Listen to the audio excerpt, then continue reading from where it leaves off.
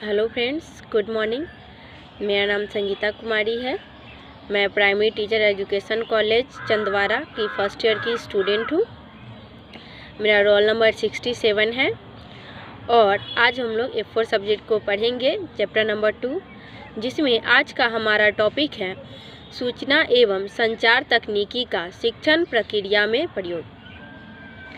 तो सबसे पहले मैं आप लोगों को बताना चाहती हूँ कि सूचना एवं संचार तकनीकी ने मानवीय ज्ञान में काफ़ी वृद्धि लाई है। और जैसा कि आप सभी लोग भी जानते हैं कि अभी महामारी का दौर चल रहा है, तो ऐसी स्थिति में हम इस बात को मानने से इनकार नहीं कर सकते कि यह हमारी ज़रूरत बनी हुई है, क्योंकि आजकल का जो समय चल रहा है उसमें हम अपने घर से बाहर भी नहीं जा सकते, विद्यालय भी नहीं जा सकते या फिर कहीं भी नहीं जा सकते। तो ऐसी स्थिति में हम सूचना एवं संचार तकनीकी के माध्यम से ही अपनी पढ़ाई को जारी रख सकते हैं और अपने ज्ञान में वृद्धि ला सकते हैं। और आजकल के बच्चे सूचना एवं संचार तकनीकी से पढ़ने के प्रति काफ़ी उत्सुक रहते हैं और आजकल के बच्चे बहुत ज़्यादा जिज्ञासु भी होते हैं।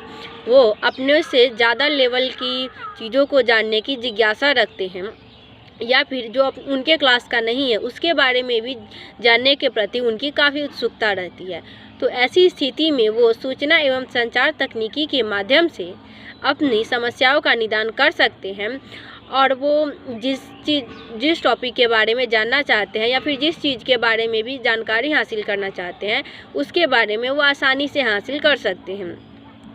या फिर बहुत बार बच्चों के कुछ ऐसे प्रश्न होते हैं जिसे कुछ शिक्षक नहीं बता पाते या फिर कभी कभी उनके माँ बाप नहीं बता पाते, तो ऐसी समस्याओं को भी वो सूचना एवं संचार तकनीकी के माध्यम से जानकारी इकट्ठा कर सकते हैं और इनसे पढ़ने में भी उन्हें काफ़ी आसानी होती है। इसके लिए उन्हें विद्यालय नहीं जाना पड़ता या फिर कहीं भी नहीं जाना पड़ता है, वो घर बैठे ही या फिर वो जहाँ भी है वहीं पे उसकी पढ़ाई कर सकते हैं या फिर किसी भी चीज़ की जानकारी हासिल कर सकते हैं।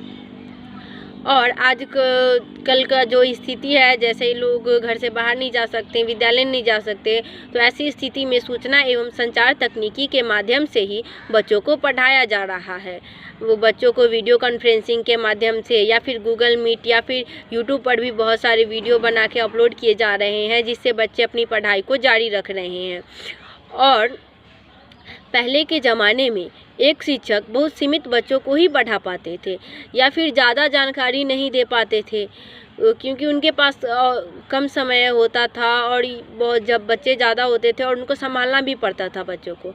लेकिन अभी इंफॉर्मेशन टेक्नोलॉजी के माध्यम से एक शिक्षक बहुत सारे बच्चों को अब शिक्षा दे सकते हैं और वो दूर दूर तक शिक्षा को पहुंचा सकते हैं। बच्चे कहीं से भी किसी भी टीचर से पढ़ सकते हैं इंफॉर्मेशन टेक्नोलॉजी के माध्यम से और वो बहुत अच्छे टीचर से जुड़ सकते हैं। या फिर जैसा कि हम लोग भी जानते हैं कि बहुत सारे बच्चे का पहले पैसे की वजह से नहीं पढ़ पाते थे या फिर कभी कभी उनके गार्जियन उन्हें काम पे लगा देते थे, जिसकी वजह से उनके पास टाइम नहीं रहता था, वो पढ़ नहीं पाते थे, विद्यालय नहीं जा पाते थे। तो उन सभी समस्याओं का भी काफ़ी निदान हुआ है, क्योंकि इन्फॉर्मेशन टेक्नोलॉजी के माध्यम से पढ़ने में उन्हें कोई खर्चा भी नहीं लगता है और वो अपना काम करके भी उन्हें जब वक्त मिले तब वो इन्फॉर्मेशन टेक्नोलॉजी के माध्यम से पढ़ सकते हैं। या फिर किसी भी प्रकार की जानकारी उन्हें चाहिए किसी चीज़ के बारे में अगर वो नहीं जानते हैं या फिर कोई नया बात उनके मन में आया, कोई नया सवाल आया, तो ऐसी चीज़ों को भी वो आसानी से इन्फॉर्मेशन टेक्नोलॉजी के माध्यम से अपनी समस्याओं का निदान कर सकते हैं, उसके बारे में जान सकते हैं और जानकारी हासिल कर सकते हैं। तो ऐसी बहुत सारी समस्याओं का निदान हुआ है इन्फॉर्मेशन टेक्नोलॉजी के प्रयोग से और आजकल के बच्चे इससे पढ़ना काफ़ी पसंद करते हैं, बहुत आकर्षित हो रहे हैं इसके प्रति, क्योंकि इससे वो अपनी पढ़ाई के साथ साथ कुछ अपना मनोरंजन भी कर लेते हैं। उनकी मनोरंजन का भी बहुत सारा चीज़ होता है या फिर बहुत सारे उन्हें इसमें पजल्स होते हैं इंफॉर्मेशन टेक्नोलॉजी, जिससे उनका माइंड भी काफ़ी शार्प हो जाता है उस पजल्स को सॉल्व करके। या फिर बहुत सारे ऐसे गेम या फिर बहुत सारे ऐसे सवाल भी इंटरनेट पर उपलब्ध कराए जाते हैं जिसको बच्चे पढ़ना पसंद भी करते हैं और जिसको पढ़ने के बाद उनके ज्ञान में काफ़ी वृद्धि भी आती है।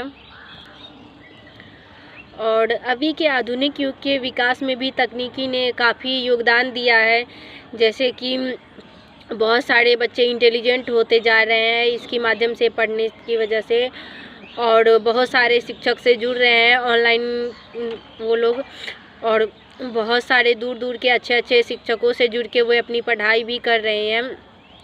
और आजकल इसकी माध्यम से काफ़ी इसका भी विस्तार हो रहा है और लोगों के ज्ञान में काफ़ी वृद्धि कराई जा रही है, और इसकी मदद से लोगों तक किसी इन्फॉर्मेशन को भी पहुंचाना या फिर किसी बात को भी पहुंचाना बहुत आसान हो गया है। लोग आसानी से बहुत कम समयों में ही अपनी सूचना को बहुत सारे लोगों तक पहुंचा पा रहे हैं। और इसके अलावा जैसे कि बहुत सारी चीज़ें हम याद नहीं रख पाते, तो वैसी चीज़ें हम जल्दी से इंटरनेट के माध्यम से खोज सकते हैं और फिर उसे उसी वक्त याद कर सकते हैं। या फिर हम किसी बात को भूल गए हैं तो हम तुरंत उसे रिकॉल कर सकते हैं इंटरनेट की माध्यम से। ऐसी बहुत सारी समस्याओं का निदान हुआ है और बच्चों की शिक्षा में काफ़ी वृद्धि आई है इसके प्रयोग से। और इसके सबसे ज़्यादा लाभ वैज्ञानिकों को हुआ है, बच्चों को हुआ है, डॉक्टरों को, और भी कई क्षेत्रों में भी इसका बहुत सारा लाभ मिला है लोगों को। लेकिन इसके साथ इसका कुछ हानि भी है जो इसके दुरुपयोग से होता है। अगर हम इसका सदुपयोग करें तो वैसे इसकी कोई हानि नहीं है, लेकिन इसके कुछ दुरुपयोग से बच्चों पर काफ़ी प्रभाव भी आया है। जैसे कुछ बच्चे दिन भर गेम खेलने में ही रह जाते हैं, या फिर कुछ गलत चीज़ें ढूंढने लग जाते हैं इंटरनेट पे, या फिर कुछ गलत चीज़ें देख लेते हैं। कभी कभी गलत इन्फॉर्मेशन भी उन्हें मिल जाती है इंटरनेट पे। तो ये सभी थोड़ी बहुत इसकी कमियां हैं, जिसे अगर हम सही उपयोग करें तो इसका कोई हानि नहीं होगा। कुछ बच्चे गलत बात सीख लेते हैं या फिर गलत चीज़ें सीख लेते हैं इंटरनेट पर से, और वे उसको अपने जीवन में प्रयोग करने लग जाते हैं, तो ये थोड़ी बहुत दिक्कत आ जाती है। लेकिन अगर हम उसका सही उपयोग करें और उसकी ज़रूरत को समझें और उसके लाभ को समझें और उसके बाद उसकी लाभ को उठाएं और सदुपयोग करें उसका, तो यह हमारे लिए काफ़ी लाभदायक भी है और हमारी ज़रूरत भी है। That's all. Thank you.